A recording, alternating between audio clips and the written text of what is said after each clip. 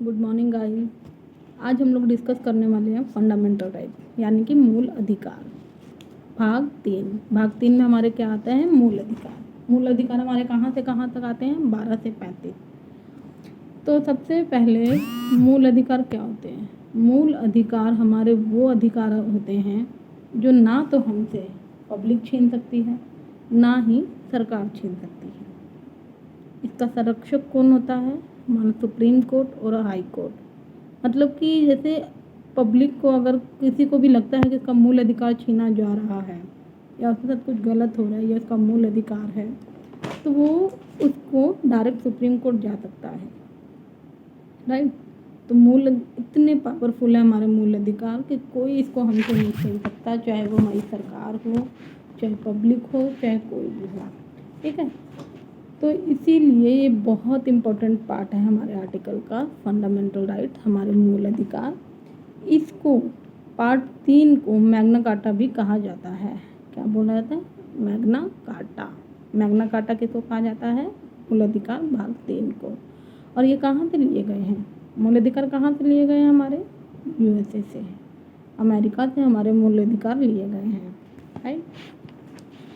और इसको निलंबित कौन कर सकता है? मूल अधिकारी को निलंबित कौन कर सकता है? सिर्फ राष्ट्रपति। किसके पास इसकी पावर है? राष्ट्रपति। वो भी टेम्पररी बेस पे, परमानेंटली नहीं ख़त्म कर सकता है, टेम्पररी बेस पे ख़त्म कर सकता है। और इसका रक्षक कौन है? इसका रक्षक होता है सुप्रीम कोर्ट, हाई कोर्ट। और ये परिवर्तनीय है और विवाद योग्य है।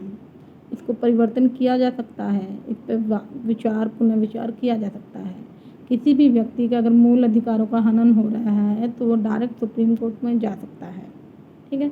तो हम डिस्कस करते हैं मूल अधिकार जो हैं हमारे, वो कहाँ से कहाँ तक है? वो 12 से 35 तक मूल अधिकार हैं हमारे। तो सबसे पहले हम लोग मूल अधिकार में आर्टिकल 12 अनुच्छेद 12 हमारा क्या कहता है? ये कहता है परिभाषा, स्टेट, राज्य की परिभाषा दो। राज्य क्या होता है? राज्य ऐसा कोई कानून नहीं बनाएगा जो फंडामेंटल राइट पे, हमारे मूल अधिकार पर रोक लगाए। इसमें राज्य का मतलब आप समझ रहे हैं? राज्य का मतलब जैसे कि आपका सेंट्रल गवर्नमेंट हुआ, स्टेट हुआ, लोकल गवर्नमेंट हुआ, इलेक्ट्रिसिटी बोर्ड हुआ, आपका ओएनजीसी कंपनी हुआ, वो अथॉरिटी, वो क्षेत्र जो अपने अंदर लोगों को रोजगार देते हैं, रोजगार उत्पन्न करते हैं, एक कंपनी टाइप का बना लेते हैं, उसके अंदर लोगों को रखते हैं, तो they are also called a state. ये सब जनता पर कुछ नियम कानून बनाते हैं, ठीक है। इनके नियम कानून फॉलो करने होते हैं। Like airport authority of India है, इसने अपने अंदर कर्मचारी रखे हुए हैं, उन कर्मचारियों के लिए सब कुछ नियम कानून बनाए हैं। तो ये क्या करता है? एक तरह का स्टेट है। तो हमारा अनुच्छेद 12 जो परिभाषा देता है वो इस तरह के राज्य की परिभाषा देता है जो दूसरों को रोजगार प्राप्त कराते हैं, अपने आप में एक राज्य हैं, एक कंपनी है, एक अथॉरिटी है, जैसे बिजली विभाग, airport authority of India, ONGC, ये सब की परिभाषा स्टेट में आती है। ये सब एक स्टेट कहलाते हैं, ठीक है। अनुच्छेद 12 कंप्लीट हो गया। किसी को कोई डाउट? किस चीज़ की परिभाषा दे रहा है? राज्य की परिभाषा दे रहा है हमारा अनुच्छेद 12। अब उसके बाद हम लोग चलते हैं आर्टिकल 13, अनुच्छेद 13। अनुच्छेद 13 क्या कहता है कि अल्पीकरण, अल्पीकरण मीन डेरोगेशन। इसमें अभिव्यक्ति की आज़ादी है, अभिव्यक्ति की आज़ादी बशर्ते किसी दूसरे, हमें आज़ादी है लेकिन हमें इतनी आज़ादी है कि हम किसी दूसरे के फंडामेंटल राइट को नुकसान ना पहुंचाएं। हमें अगर बोलने की आज़ादी है तो हम कुछ ऐसा ना बोलें या कुछ ऐसा ना करें कि वो दूसरे के फंडामेंटल राइट का हनन हो रहा हो, ठीक है। तो हमें इतनी आज़ादी है कि हम बोल सकते हैं, कहीं भी आ जा सकते हैं, लेकिन हम ऐसा कोई काम नहीं कर सकते जिससे दूसरे व्यक्ति के फंडामेंटल या मूल अधिकारों का हनन हो रहा हो, ठीक। अब हम चलते हैं, इसमें क्या होता है? हमारे 3 तरह के वो दिए, जैसे संविधान। जब हमारा संविधान बना था, संविधान से पहले कुछ लॉ थे और संविधान के बाद कुछ लॉ हैं। तो जैसे पहले वाला प्री और संविधान के बाद वाला पोस्ट। जो प्री है हमारा वो पर्सनल लॉ है, मतलब कि ये कॉन्स्टिट्यूशन से पहले ही जो नियम कानून हमारे बने थे वो नियम कानून उसी तरह लागू रहेंगे, लेकिन वो हमारे प्रेजेंट जो हमारा वर्तमान संविधान है उसको ज़रा भी डिस्टर्ब ना करें, उसको ज़रा भी परेशान ना करें, ज़रा भी हस्तक्षेप ना करें। हमारे पर्सनल लॉ में कोई छेड़छाड़ नहीं की जाएगी, पर्सनल लॉ में कोई छेड़छाड़ नहीं की जाएगी। फॉर एग्जांपल 3 तलाक। 3 तलाक क्या है? हमारा पर्सनल लॉ का पार्ट है, उसमें कोई छेड़छाड़ की गई नहीं। 3 तलाक में 3 तलाक ख़त्म हुआ है, लेकिन तलाक नहीं ख़त्म हुआ है, 3 तलाक ख़त्म हुआ है। उसमें 3 तरह का तलाक होता है। तलाक है हसन, तलाक है एहसन एंड तलाक है बिद्दत। तलाक है बिद्दत ख़त्म हुआ है, बाकी 3 तलाक तो है ही।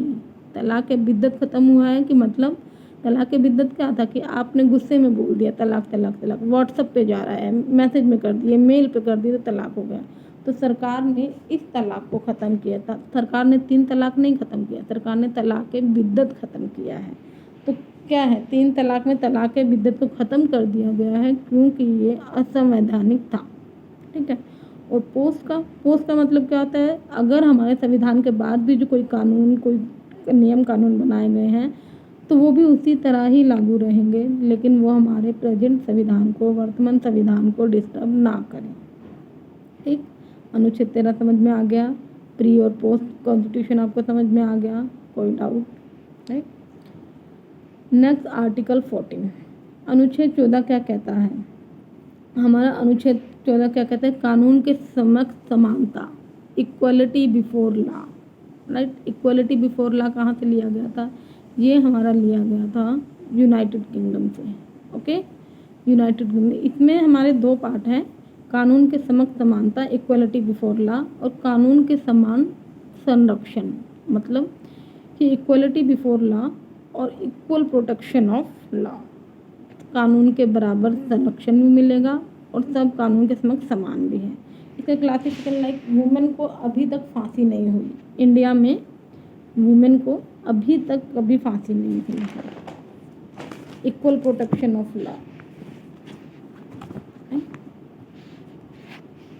लेकिन इसमें कुछ क्लासिफिकेशन हैं। क्लासिफिकेशन जैसे कि राष्ट्रपति पर अगर कोई मुकदमा लगा है तो आप उनको गिरफ्तार नहीं कर सकते, कोई मुकदमा नहीं चला सकते। राज्यपाल पे कोई मुकदमा लगा है तो आप राज्यपाल को गिरफ्तार नहीं कर सकते। आप ऐसा नहीं कर सकते हैं कि आपके राष्ट्रपति पे कोई मुकदमा लगा है तो आप उसको गिरफ्तार कर लेंगे, क्योंकि भाई वो तो देश के हेड हैं। अगर वो ही अपनी सजाई माफ़ कर लेंगे फिर तो ऐसा नहीं है, तो आप उन पर कोई मुकदमा नहीं चला सकता। हाँ, लेकिन जिस दिन उनका पद समाप्त हुआ, जिस दिन अपने पद से रिटायर हुए, उसी दिन से उन पर मुकदमा चलना शुरू हो जाएगा। ठीक।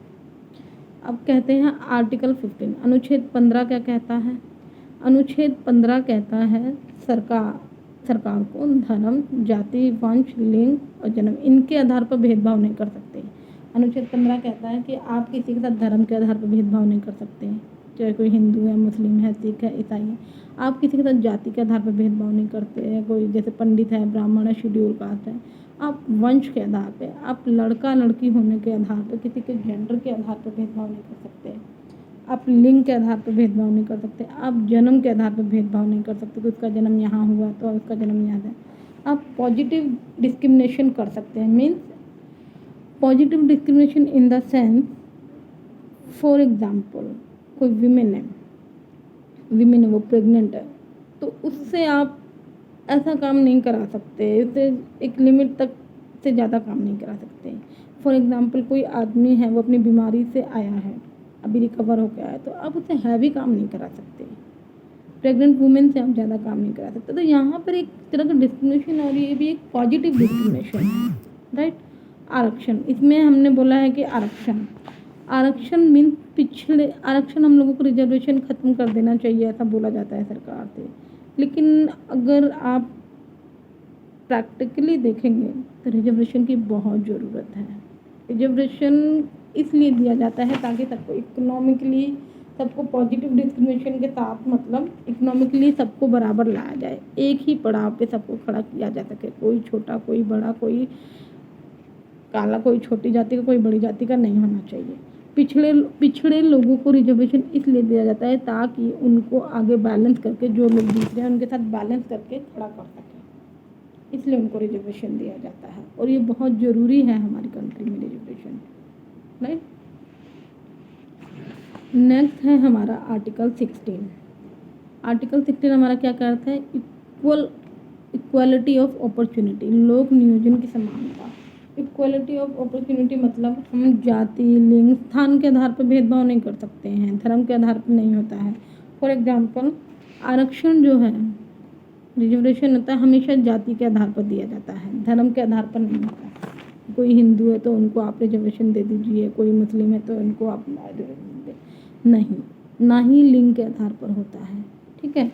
फॉर एग्जाम्पल एक तरह का हम जैसे हमारे कंट्री में जो माइनॉरिटी है, कुछ कुछ एरियाज ऐसे हैं जहाँ मुस्लिम माइनॉरिटी है, जहाँ हिंदू माइनॉरिटी। फॉर एग्जांपल आप नॉर्थ ईस्ट में चले जाओ, नॉर्थ ईस्ट में वहाँ पे हिंदुओं की संख्या बहुत कम है, तो वहाँ हिंदू माइनॉरिटी है, ठीक है। आप JNK में चले जाओ, वहाँ हिंदू माइनॉरिटी है।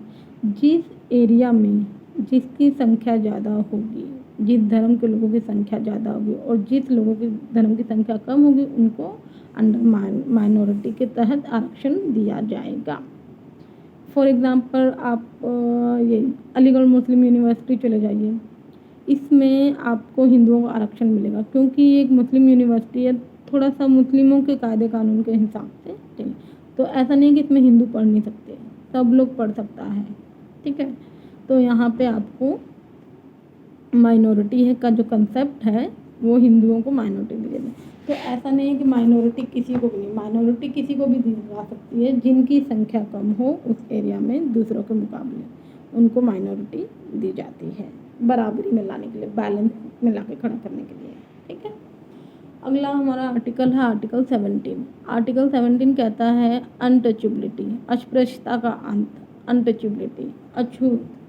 फॉर एग्जाम्पल अगर आप अभी भी विलेज की तरफ जाओगे, गाँवों की तरफ जाओगे, फॉर एग्ज़ाम्पल आप इधर यूपी में, बिहार साइड में जाओगे, तो जो ठाकुर लोग हैं वो दलितों के साथ बहुत बुरा भेदभाव करते हैं। वो आज भी उनको मतलब अपने बराबर में बैठा के नहीं कुछ खिला सकते अपने बराबर में। फॉर एग्ज़ाम्पल बिहार के मुख्यमंत्री थे जीतन राम मांझी, उन्हें मंदिर में प्रवेश करने से रोका गया था। मंदिर में जब उन्होंने प्रवेश किया तो उसके बाद मंदिर को पूरा धो दिया गया। तो इस तरह के अछूत, छुआछूत जिसको बोलते हैं, इसका अंत करना, अनटचेबिलिटी को एंड करना है। इसको अपराध घोषित किया गया, 1995 में कानून बनाया गया था, और अगर कोई इसका उल्लंघन करते हुए पाया जाता है तो उसको सजा दी जाएगी कानून के ऊपर, ठीक है। इसके बाद फॉर एग्जांपल आर्टिकल 18। आर्टिकल 18 क्या बोलता है? अबोलिशन ऑफ टाइटल, उपाधियों का अंत। आप कोई टाइटल नहीं रख सकते हैं। फॉर एग्जांपल आपको नाइटहुड का टाइटल मिला है, राय बहादुर, आपको पद्मश्री, महाराज रॉय, ये सब अगर आपको जो पहले अंग्रेज़ों के टाइम पे जैसे सर थॉमस रॉय, महाराज राय बहादुर, इनकी उपाधियाँ मिलती थी, आप इनका अंत कर दिया गया, आप इनको अपने नाम के साथ नहीं लगा सकते हैं। हाँ, आप नेशनल अवार्ड हैं, नेशनल अवार्डी हैं, या फिर आपको भारत रत्न, भारत भूषण मिला है, तो आप उसको अपने नाम नहीं लगते but as a surname use कर सकते हैं, जैसे पद्म विभूषण शारदा सिन्हा, भारत रत्न सचिन तेंदुलकर, आप इस तरह से यूज़ कर सकते हो। एजुकेशन वाला रैंक, जो एजुकेशन में रैंक आया, जैसे कि गोल्ड मेडलिस्ट इन BCom, जैसे मेरे कॉलेज में टीचर थे, मेरे प्रिंसिपल थे, वो गोल्ड मेडलिस्ट थे, तो gold medalist BCom, rank 1 holder, इस तरह से आप रैंक रख सकते हैं, जैसे डॉक्टर, प्रोफेसर, इंजीनियर। एजुकेशन के हिसाब से जो हमारी रैंक होती है वो आप रख सकते हैं, ठीक है, उसका अंत नहीं होगा। कंप्लीट 18 तक कंप्लीट हो गया। एक बार रिवाइज करते हैं। आर्टिकल 12 में क्या दिया गया? परिभाषा, राज्यों की परिभाषा, और राज्य हमारे कौन से होंगे? Like airport authority of India, हमारा बिजली विभाग, ठीक है। आर्टिकल 13, इसमें अल्पीकरण दिया गया है। अल्पीकरण क्या होता है? अल्पीकरण क्या होता है? अल्पीकरण मीन डेरिवेशन। जब आपके पास अपने पूरे मूल अधिकार हैं, आपको अभिव्यक्ति की आज़ादी, आप कुछ भी बोल सकते हो, कुछ भी कर सकते हो, लेकिन तब तक दूसरे के फंडामेंटल राइट का आनंद ना उठाओ, राइट। इसके बाद आर्टिकल हमारा 14 आता है, इसमें equality before law, equal protection of law. फिर इसके बाद आता है हमारा आर्टिकल 15, धर्म, जाति, जन्म स्थान, नाम, लिंग के आधार पर भेदभाव नहीं कर सकते हैं।